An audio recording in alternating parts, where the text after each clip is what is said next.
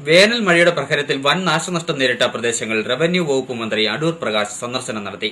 കോന്നി നിയോജക മണ്ഡലത്തിൽപ്പെടുന്ന ഏനാദിമംഗലം, ഇളമണ്ണൂർ, കുറുമ്പകര, ഉടയാൻമുറ്റം ഭാഗങ്ങളിലാണ് മന്ത്രി സന്ദർശനം നടത്തിയത്. ഇളമണ്ണൂർ സ്വദേശിയായ രമേശന്റെ വീടിന് പിറകിൽ നിന്ന വൻ മരം കടപുഴകി വീണ് വീട് നിശേഷം തകർന്നു. ഇതിന്റെ പുറകിൽ നിൽക്കുന്ന ഒരു വലിയ ആഞ്ഞിലിയുണ്ട്.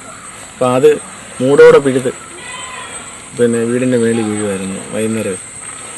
ഇവിടെ അമ്മ മാത്രമേ ഉള്ളായിരുന്നു. അമ്മ വേറെ ആരും ഇല്ലായിരുന്നു. അമ്മ ആ മുറിയിൽ ഇരിക്കുകയായിരുന്നു. കുറച്ച് മുമ്പ് വെള്ളം എടുക്കാൻ വേണ്ടി ഇപ്പുറത്തെ മുറിയിലോട്ട് വന്നു. അന്നേരമാണിത് അറിഞ്ഞു. ആർക്കും എന്തായാലും പരിക്കുകളൊന്നുമില്ല. പക്ഷെ 3 മുറി മൊത്തത്തിൽ തകർന്നത്.